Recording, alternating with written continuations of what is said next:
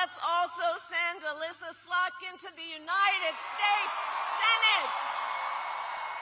We need her in D.C. And I also want to thank all the labor, elected, and community leaders who are here today. And can we please hear it again for Maggie Rogers?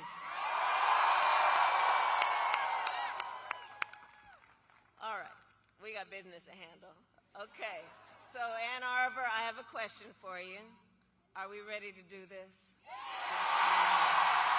Are we ready to vote? Are we ready to win? Yes. And we will win. And we will win. So you just heard from the coach, early voting has started here in Michigan. You can vote early now through Sunday, November 3rd. And we need you to vote early, Michigan, because we have just 8 days to go, 8 days left in one of the most consequential elections of our lifetime. And as everybody here knows, this is going to be a tight race until the very end. So we have a lot of work ahead of us. But we like hard work. Hard work is good work. Hard work is joyful work. And make no mistake, we will win. We will win.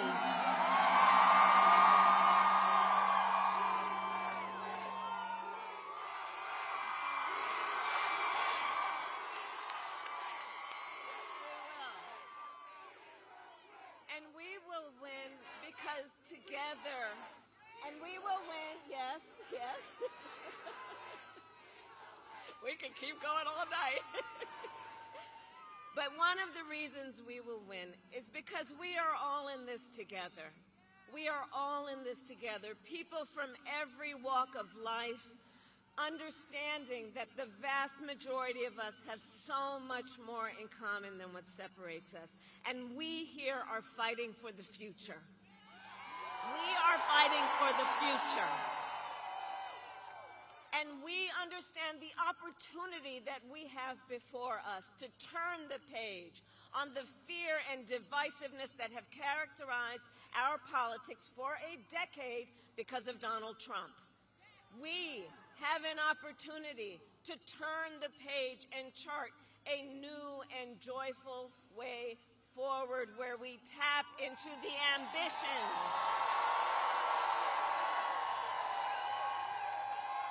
and we will tap into the ambitions and the aspirations and the dreams of the American people.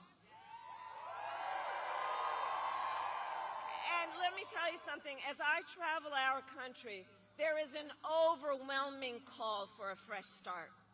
People from all walks of life, and they are calling for a new generation of leadership that is optimistic and excited about what we can do together.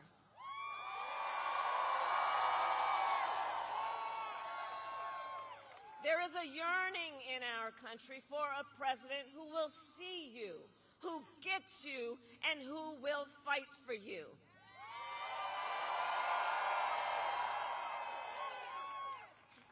And listen, hey, on the subject of Gaza, hey guys, I hear you. On the subject of Gaza, we all want this war to end as soon as possible and get the hostages out, and I will do everything in my power to make it so. And let's be clear, we are all here because we are fighting for a democracy and for the right of people to be heard and seen. We're not about the enemy within. We know we are all in this together. That's what we are fighting for.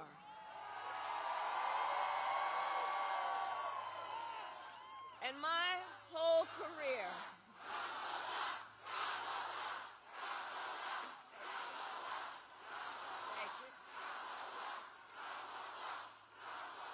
okay, now I want each of you to shout your own name. Do that. Because it's about all of us. It's about all of us. And listen, I have fought my whole career to put the people first and to put the people above partisanship. I never once asked in my career, are you a Democrat or are you a Republican? The only thing I ever asked is, how can I help you? Are you okay? And that And that is a major difference between Donald Trump and me, and between the two extremely different visions that he and I have for our nation. His is focused on himself and the past. Ours is focused on the future, and it is focused on the people.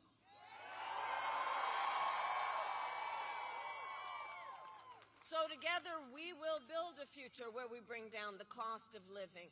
That will be my focus every single day as president, because while inflation is down and wages are up, prices are still too high. You know it and I know it. And unlike Donald Trump, who had $400 million handed to him on a silver platter, and don't forget he filed for bankruptcy 6 times, the great businessman. Unlike him, I grew up in a middle-class neighborhood with a working mother who kept a strict budget and did everything she could to make sure that my sister and I had all we needed. I come from the middle class, and I will never forget where I come from. Never. And so my common sense plan will lower the prices you pay on everything from prescription medication to groceries to housing. On the other hand, Donald Trump will raise costs on you and your family. In fact, independent economists have analyzed both of our plans and found mine will cut your costs and strengthen our economy, while his will increase inflation and lead to a recession by the middle of next year. And his agenda is laid out in Project 2025. You know, I say everywhere, and I know we've got a lot of students here, and I have to tell you, I just find it really interesting that they put that thing in writing. They put it in writing. They bound it. They published it. They handed it out. And then they expect we're not going to talk about it? Are you kidding me? And when you read it, you will see it is a detailed and dangerous blueprint for what he plans to do if he is elected president. Donald Trump will impose a 20% national sales tax on everyday basic necessities, which economists have estimated will cost the average American family an additional $4,000 a year. Contrast, on the other hand, I'm going to take on corporate price gouging. I've done it before, and I will do it again. Donald Trump will give massive tax cuts, like he did before, to billionaires and the biggest corporations. He did it the last time. He's going to do it again. I, on the other hand, will give middle-class tax cuts to 100 million Americans, including $6,000 for the first year of a child's life, because I understand how that will lift America's children out of poverty, which must be one of our highest goals. Donald Trump will get rid of the $35 a month cap on insulin for our seniors. He will cut Medicare and Social Security. In fact, economists say he will bankrupt Social Security in the next 6 years. And understand what that means. So many of the seniors in America, that's their only source of income. That's the only way they're able to pay their rent and buy food. I have a plan to support our seniors so they can grow older with dignity and so their families are not overwhelmed by the cost of home health care.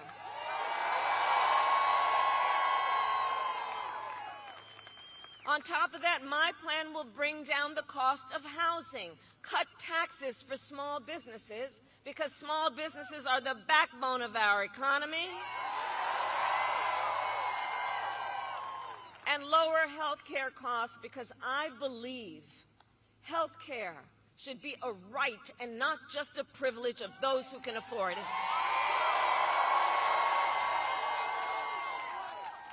Donald Trump, on the other hand, intends to end the Affordable Care Act and take us back, which would take us back to a time when insurance companies could deny people with pre-existing conditions. You remember what that was like? Well, We are not going back. We are not going back. We are not going back.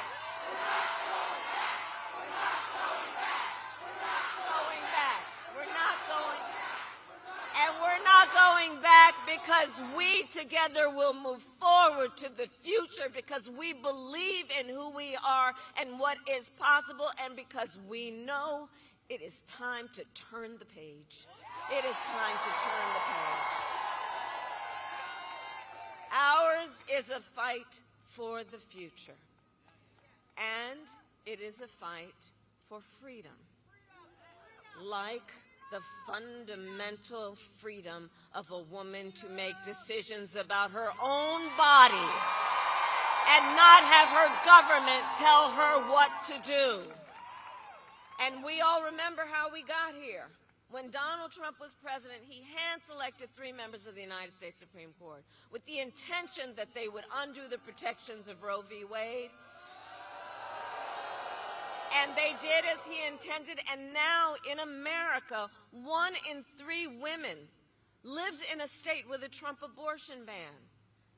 Many with no exceptions, even for rape and incest. I was just in Texas the other day. You know they provide prison for life for doctors and nurses and healthcare providers for providing care. Prison for life.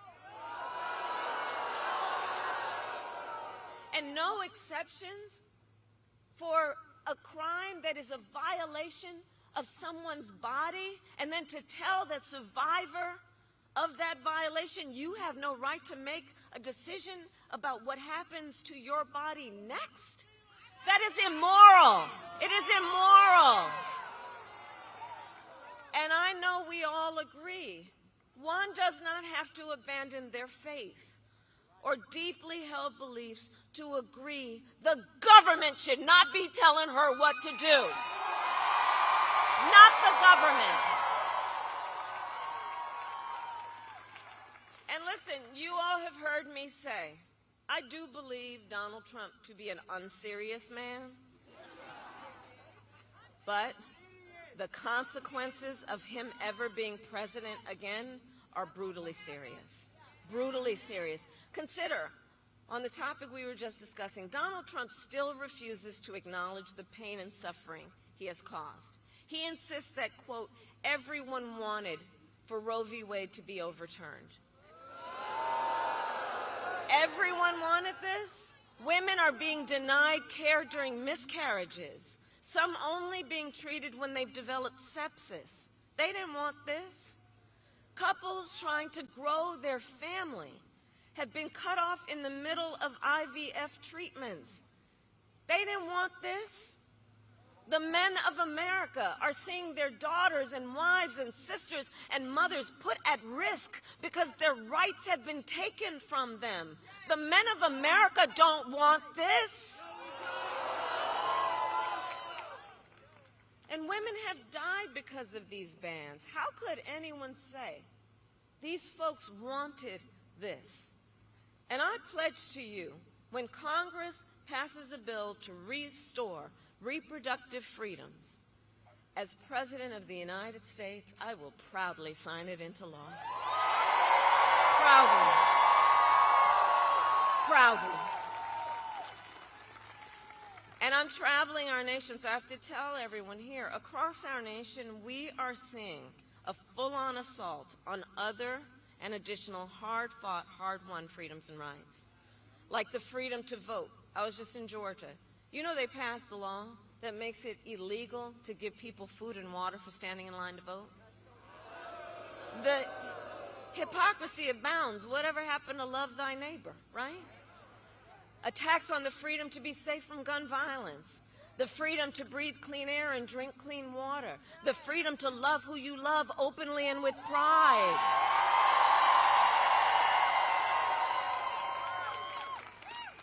So I say to everyone here what you know. Generations of Americans before us fought for freedom. And now the baton is in our hands. The baton is in our hands. And I want to speak specifically to all the young leaders, all the students who are here today. I want to speak to you for a moment. So I love your generation. I really do. And one of the things about it is you are rightly impatient for change. I love that about you. You are impatient for change. Because look, you have only known the climate crisis and are leading then the charge to protect our planet and our future. You young leaders who grew up with active shooter drills and are fighting then to keep our schools safe.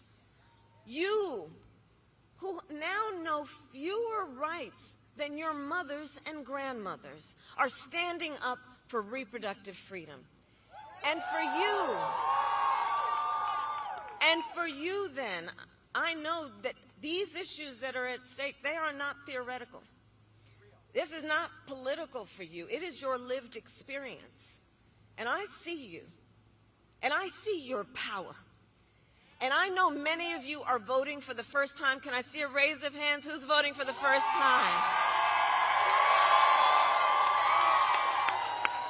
Can we hear it for our first-time voters?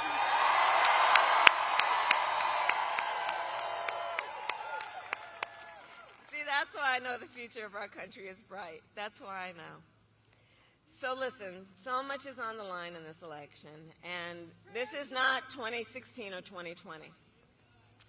We can all see that Donald Trump is even more unstable and more unhinged, and now he wants unchecked power. And this time, there will be no one there to stop him. Not even the Supreme Court, which months ago told the former president that he is essentially immune no matter what he would do in the White House. So think about it. Before, at least there was the threat, the possibility that there would be some accountability and consequence. Now the Supreme Court has said he is effectively would be immune. So just imagine Donald Trump with no guardrails. He who has vowed he would be a dictator on day one. He who has even called for, quote, the termination of the Constitution of the United States of America. And let us be clear, anyone who suggests we should terminate the Constitution of the United States should never again stand behind the seal of the President of the United States of America. Never again. Never again. Never again.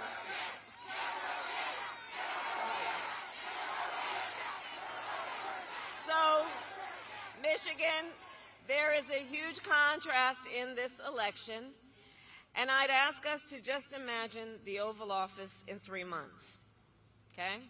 So just picture it in your head. So either it's Donald Trump sitting in there, stewing over his enemies list, or me, with your help, working for you, checking off my to-do list.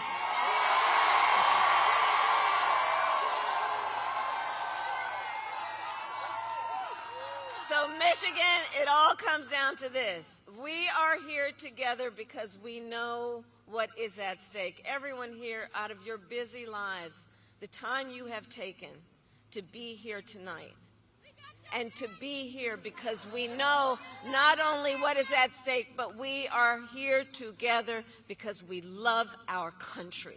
We love our country. We love our country, and you know when you love something, you got to fight for it. Ours is not a fight against something. Ours is not a fight against something. It is a fight for something. And I do believe it is one of the highest forms of patriotism, love of our country, to then fight for the ideals of our country and to fight to realize the promise of America. That's what our campaign is about. That's what we are about. And one of the most powerful ways that we will do that is with our vote. So now is the time to get out the vote, Michigan. Now is the time.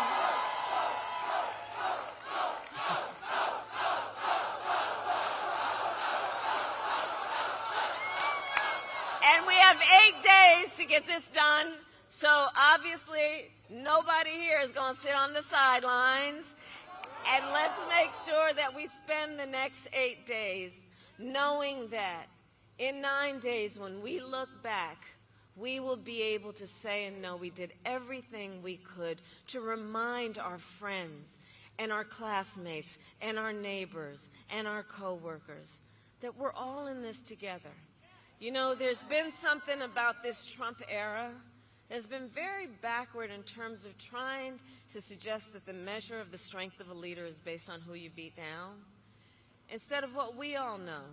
The true measure of our individual and collective strength is based on who we lift up. That's what we are about.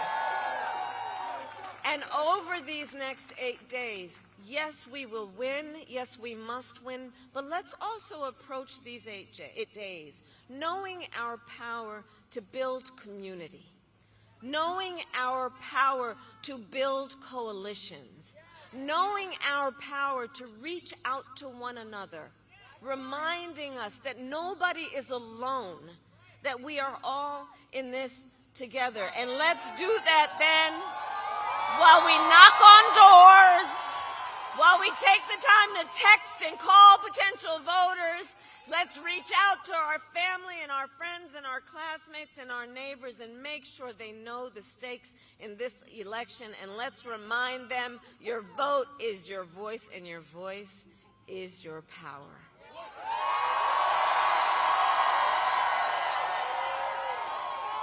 And so, Michigan, I then ask you, are you ready to make your voices heard? Do we believe in freedom? Do we believe in opportunity? Do we believe in the promise of America? And are we ready to fight for it? And when we fight, we win. God bless you, and God bless the United States of America.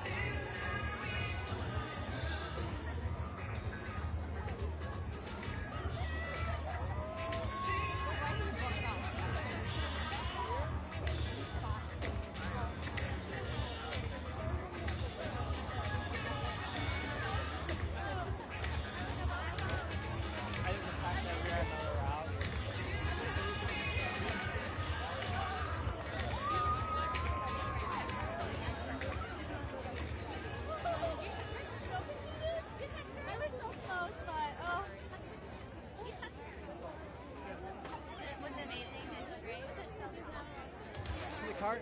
Yeah, I can grab pictures.